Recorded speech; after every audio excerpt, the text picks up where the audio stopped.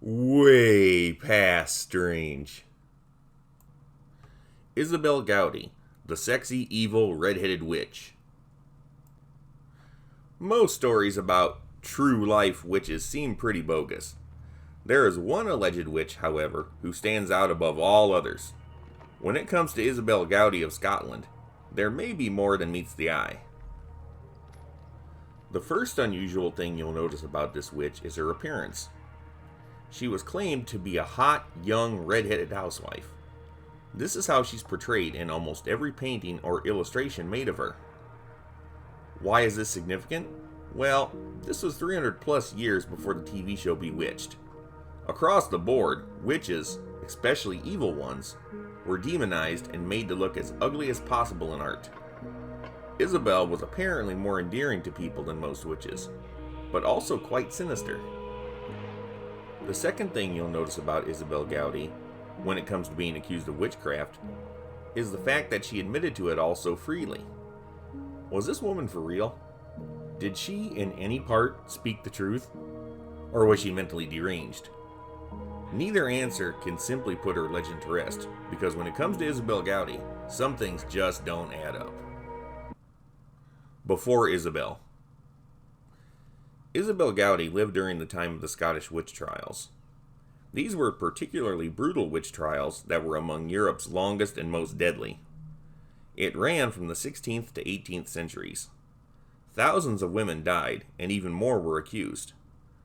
The Scottish were also very inventive with how they would deal with witches, and nothing was deemed too gruesome. This was a dangerous time for a Scottish woman to be alive, especially if you didn't want to toe the line. I'm going to drift from Isobel Gowdie a little bit now, because it's important to understand what led up to the witch trials. How and why did all this start?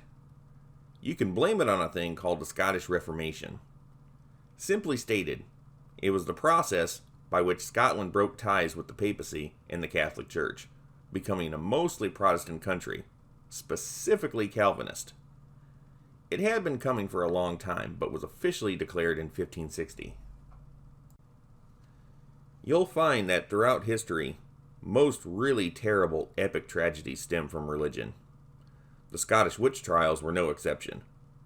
But how are the two connected? Let me bridge the gap for you. The government and the church were tied at the hip. When the Reformation started, everything became about religion. All the time, everywhere you went, everything you did. Anything that was not about the church was greatly discouraged. The church, or the kirk as it's called in Scotland, was a point of national pride, and Scottish people saw their country as a new Israel. During all this, women got cracked on more than anybody. If you weren't a good little girl and did everything that the menfolk told you, you were greatly disciplined. The more rebellious the woman, the harsher the punishment, and the more inflated the claim of wrongdoing. Women were accused of scolding, which is the act of being an argumentative public nuisance. In the 2020s, being called a Karen was basically the same thing. Prostitution was another harsh accusation leveled at women and thrown around too freely. It didn't have to be proven that a woman took money for sex. Sometimes just associating with the wrong guy could get you called a prostitute. But the harshest thing to be accused of was witchcraft. If someone called you a witch, they wanted you dead, or, at the very least, to ruin your life. After all, if you were a witch, you were in league with Satan. A deeply religious country can't be having no Satan lovers around. Nobody likes being pushed around. If a woman wanted to survive at that time, they had two options. One, you could be blindly obedient to everybody else and become nothing more than a drone. Or two, be as mean and surly as possible in the hopes that nobody messes with you. The latter could work unless someone was really gunning for you. Then they could say witch and spoil your day. John Knox was one of the key figures when it came to starting the Reformation. He was a minister and the founder of the Presbyterian Church of Scotland. On the whole scope of things, he didn't get to enjoy his creation long. The Reformation started in 1560, and he died in 1572. Others had to keep this rockin' idea going. No person really kept this going more than King James VI of Scotland. The Reformation started 6 years before he was even born, but no one really drove it more than him. He became king at only 13 months old when his mother Mary was forced to abdicate. In 1581, when he was only 15, James began to assert his independence from the people acting in his behalf and started doing real king stuff. He didn't really have a relationship with his mother, and this could have factored in to why he did some of the things he did. James wanted to build a godly society. At age 31, in 1597, he wrote a book called Daemonology. Nothing more than propaganda for witch hunting. After this, finding and killing witches became royal protocol during his reign. Doing this wasn't a crime, it was encouraged. But why make women the scapegoats? Scotland had a lot of bad stuff going on for a long time. They had been fighting with England for far too long. There were famines. Society was ruled by man, but England and Scotland, before King James came along, had been ruled by queens, so that was a thorn. At the time in Scotland, women were the easiest group of people to push around, and those perceived as the weakest become the scapegoats. It was as simple as that. In 1603, the war was over and King James VI of Scotland became King James I of England and Ireland. He was now bigger and more powerful than ever before. In 1611, he had his own version of the Bible published, the King James Version, further establishing his own agenda. There's nothing like taking the law of the land and tweaking it to suit your needs. Since his time, the King James Version has been changed even further. King James died in 1625 at the age of 58, but what he did would send shockwaves through all of Britain for well over a century, and the effects of it were still felt long after that. Back to Isobel.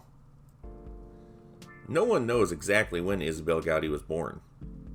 It's one of the many mysteries about her life. Logically speaking, she was born long after the death of King James. That is, unless she was a real cauldron-stirring, broom-riding witch. Then it would be hard to tell just how old she really was during her court appearances. Some people have guessed that Isobel was in her 50s at the time of her trial. She was at least in her 30s. If she still looked like a sexy young redhead at this time, then there would be a cause for people to think she was magical. By all accounts, Isobel was stunningly beautiful. She had fiery red hair, pale white skin, and bright green eyes. She also had the look of sex about her. Isobel would never be confused as a librarian or schoolmarm.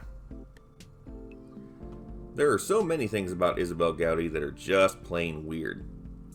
If you're looking for a lot of detailed personal information about her, you won't find much. That's strange considering the fact she was such a person of interest in the eyes of the authorities. Isobel lived near Loch Loy, a small lake about 2 miles north of a village called Aldern. It's believed she was raised in Aldern.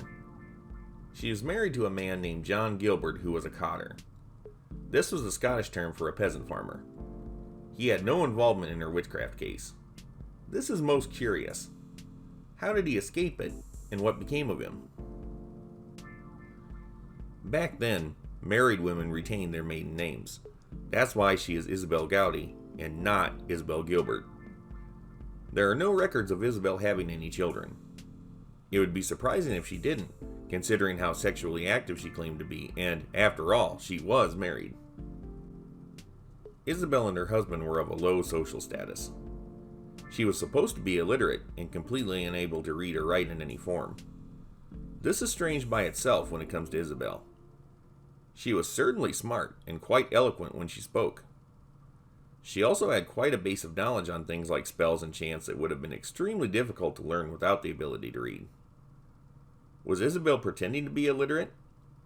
If so, where would she have learned to read or write? Educational opportunities weren't afforded to people in her station of life. In 1662, Isobel was brought to court for the first in a series of 4 lengthy confessions.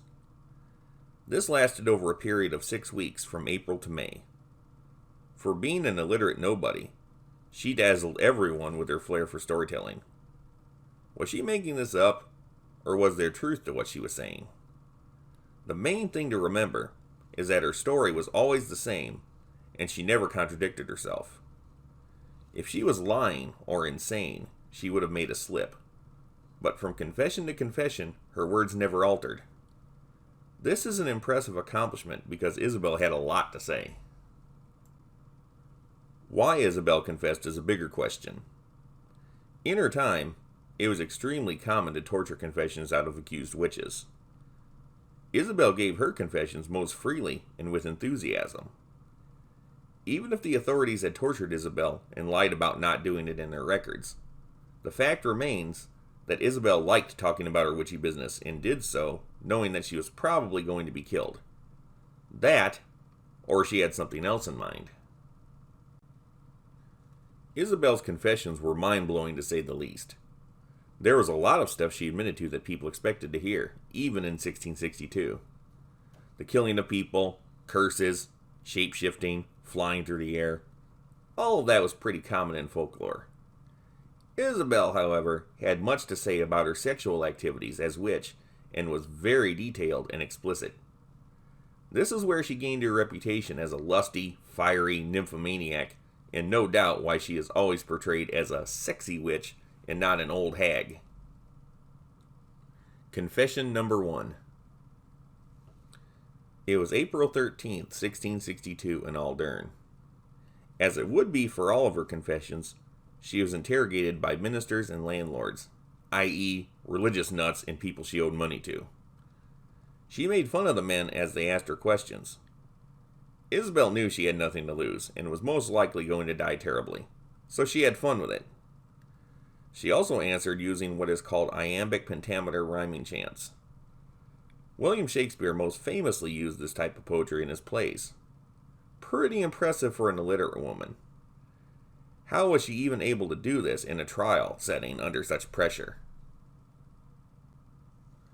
According to Isobel, her life as a witch started 15 years earlier in 1647 at Aldern Church in Nairnshire. A man dressed in grey, who was the devil, met with her at night and initiated her into the coven. The devil gave her the nickname of Janet. This is not to be confused with Janet Redhead, another member of the coven who would also be tried. Isobel renounced her baptism and the devil put his mark on her shoulder. He then sucked blood from this mark.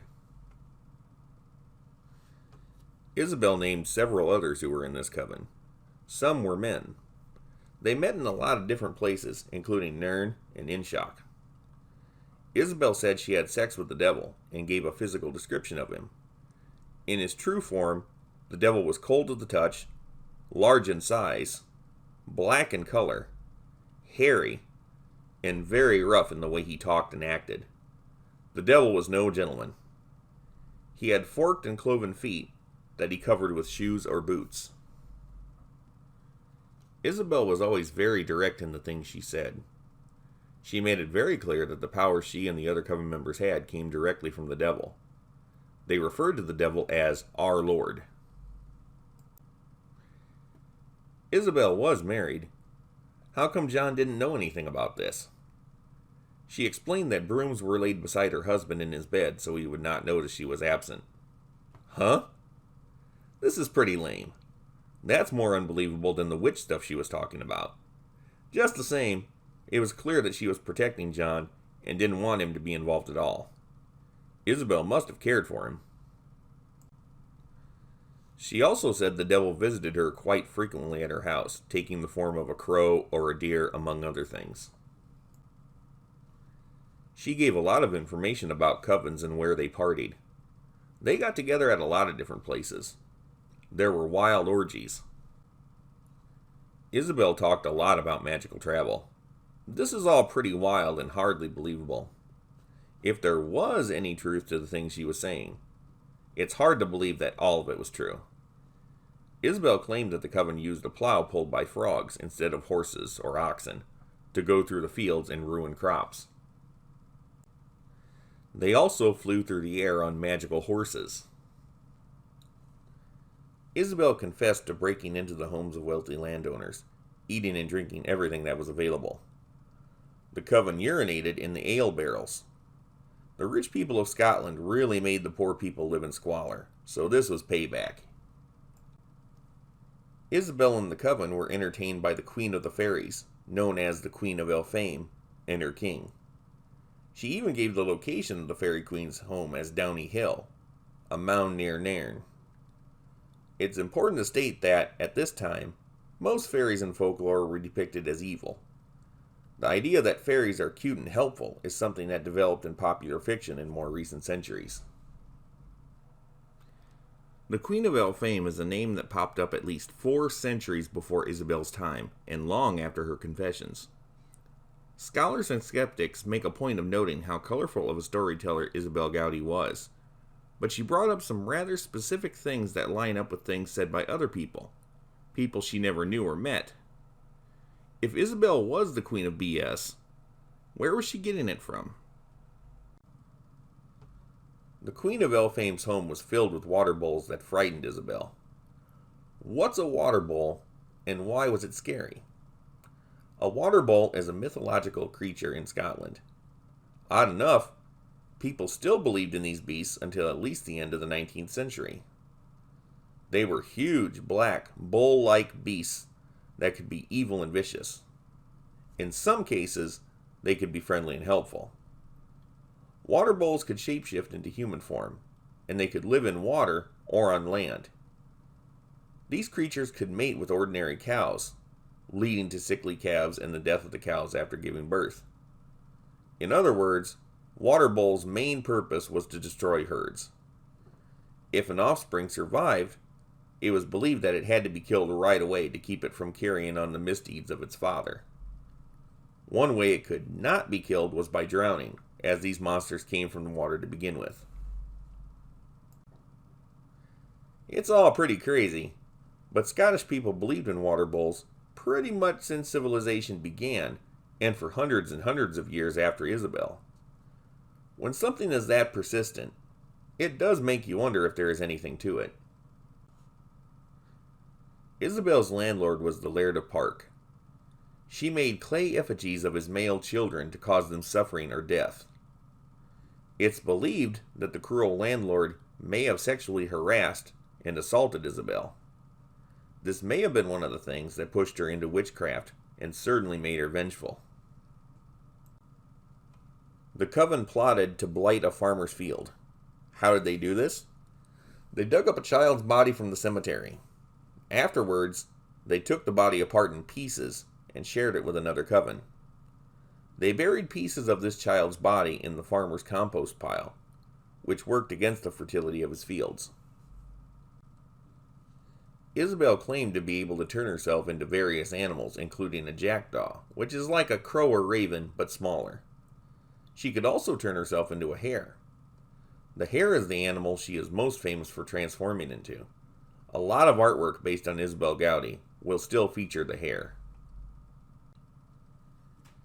She and the other members of the coven turned themselves into various animals, including cats, and visited the house of Alexander Cummings, tormenting him.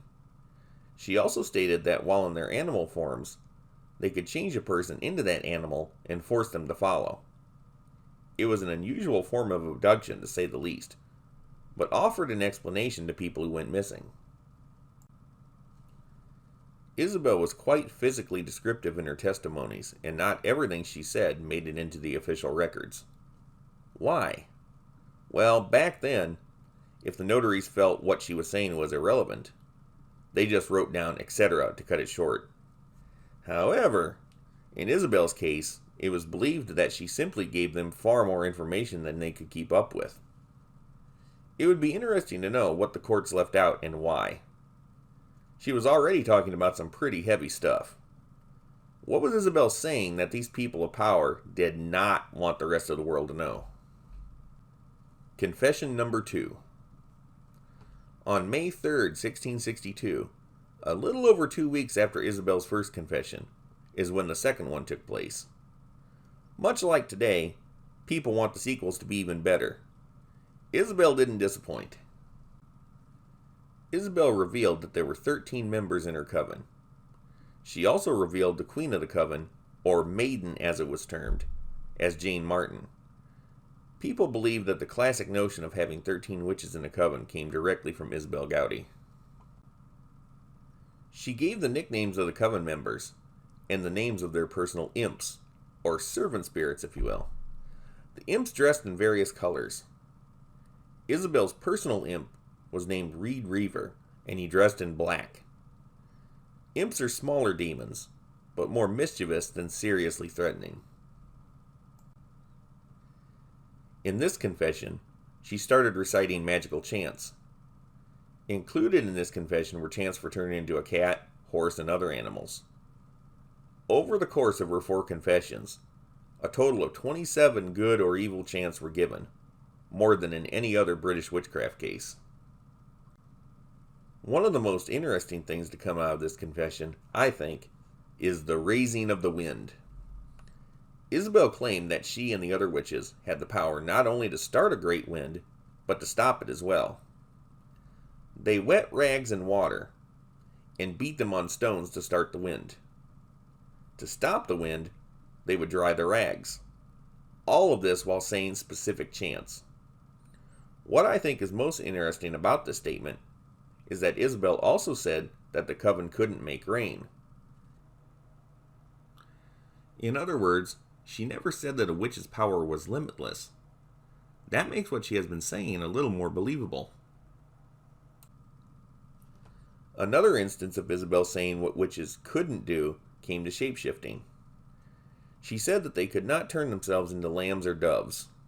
Why? Who knows? What's witchcraft without rules, right? Isobel claimed to have seen the devil make elf bolts, also called elf arrows. These are small, triangular flints used as arrows. These elf bolts could mortally wound its target without breaking the skin. They were usually fatal to cattle and could kill a man, even if he was wearing protective armor.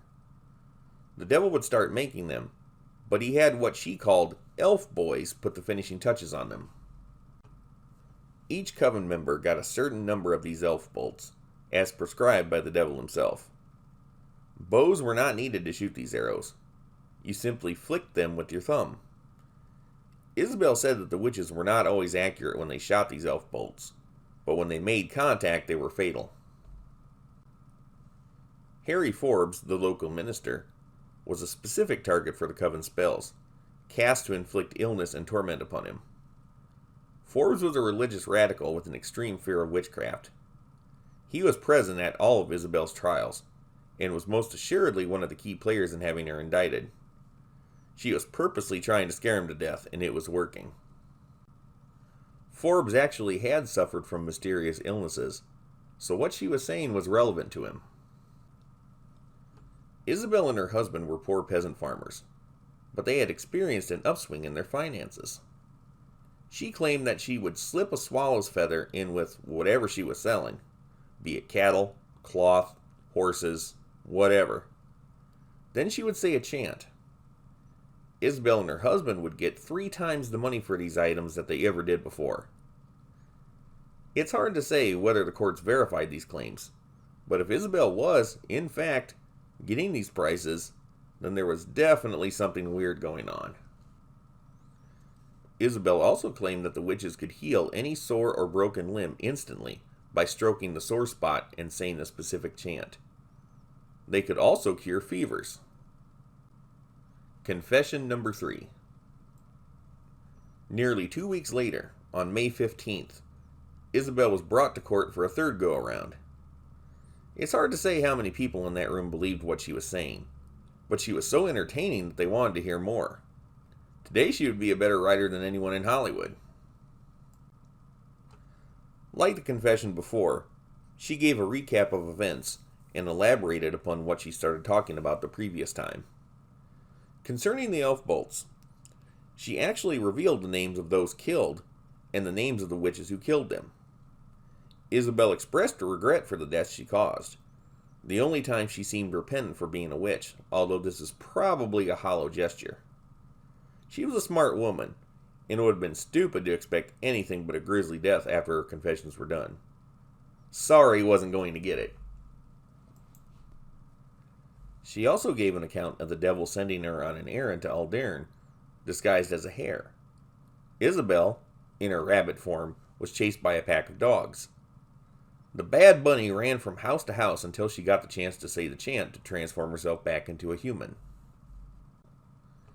Isobel went on to say that, while in animal form, a witch could be bitten by a dog but never killed. However, the bite marks and scars would still show on the witch's body when she was in human form. She went on to talk about partying with the devil and how he beat members of the coven. Isobel got into heavy detail about sex with the devil, including descriptions of his genitalia. She also got more descriptive about the orgy she had with her coven. Isobel said that neither the devil or the coven had any shame and nothing was off limits, but the devil was especially funky.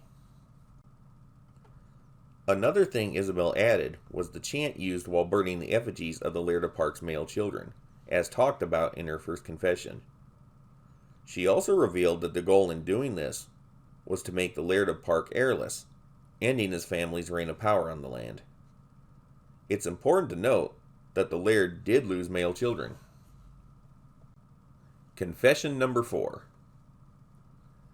12 days later, on May 27th, Isobel was brought back for her fourth and final confession. Considering how interesting the rest of it had been, this was a pretty duddy finale. The purpose of it was basically to confirm the 3 previous testimonies, along with an attempt to get more information about the members of the coven to enable charges to be brought against them. The confessions of Isobel Gowdie, along with Janet Redhead, another witch in her coven, led to the arrest of 41 people. What happened to Isobel? Your guess is as good as anyone's. It's most reasonable to assume Isobel Gowdie was executed. However, no record of Isobel being executed exists. In one way, this can be explained. It's believed that 90% of the records for the Scottish witch trials are just lost. In another way, the mystery of Isobel's fate is bizarre.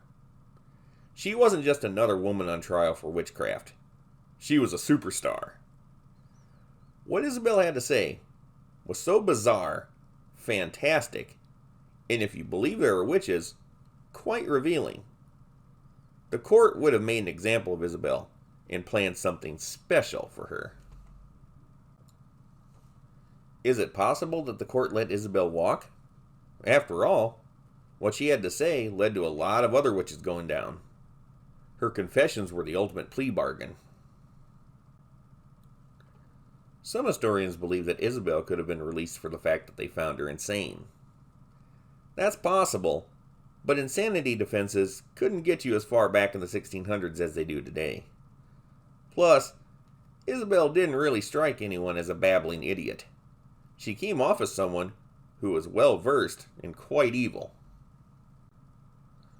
Maybe Isobel went back home to her husband and lived out the rest of her life in quiet obscurity. That's hard to believe, but like the old movie cowboys, Isobel just seemed to ride off into the sunset. Isobel lives on. Hunting witches in Scotland was made illegal in 1735. The thrill was gone, although some wanted to keep it going. People started to doubt Satan had that much power. It made God seem less powerful, and that just wouldn't do. Plus, there was just too much death and misery. Isobel Gowdie's confessions were first reproduced by the historian Robert Pitcairn in 1833, 171 years after the fact. This is the main source of information we have on Isobel. It has been looked over closely by historians and even practitioners of witchcraft. Isobel Gowdie is extremely significant. She stands out for many reasons. Her confessions are a blend of demonic and fairy beliefs without equal in any other witchcraft case. She gave more details than most witches did, and much of what she said was inconsistent with what others believed about witches before then. Isobel was a true original. It's possible that Isobel was just a fantastic storyteller, whether she was a con artist or truly insane. She was very coherent, and much of what she said was tied to things that were actual fact. There are a lot of questions I have about the trial of Isobel Gowdie. What was omitted from the records, and why was it omitted? Not everything she said was wanted to be known by anyone at any time. Something happened in that courtroom. Wouldn't it be cool if Isobel actually turned herself into an animal and ran away? That would explain why there is no record of her execution. Also, why did it take nearly 200 years for these court records to be discovered by some random guy, found in an unlabeled box that belonged to the Laird of Park, the landlord and employer of Gowdie and her husband? In the realm of historical figures, Isobel Gowdie has a more cult-like following than some people. In spite of this, she has been a character in works of literature, plays, and radio broadcasts. There have been songs and symphonies made about her. There have also been a number of paintings and illustrations. There has also been talk of Isobel's ghost. A spirit referred to as the Green Lady has been reported as haunting the area of Valdarin and Nairn to this day. Is this green ghost really Isobel? If this really is her spirit, is she here by choice or by punishment for her misdeeds? What is Isobel's ghost's purpose? Nothing is so cut and dry when it comes to Isobel Gowdie, and all of it is way past strange.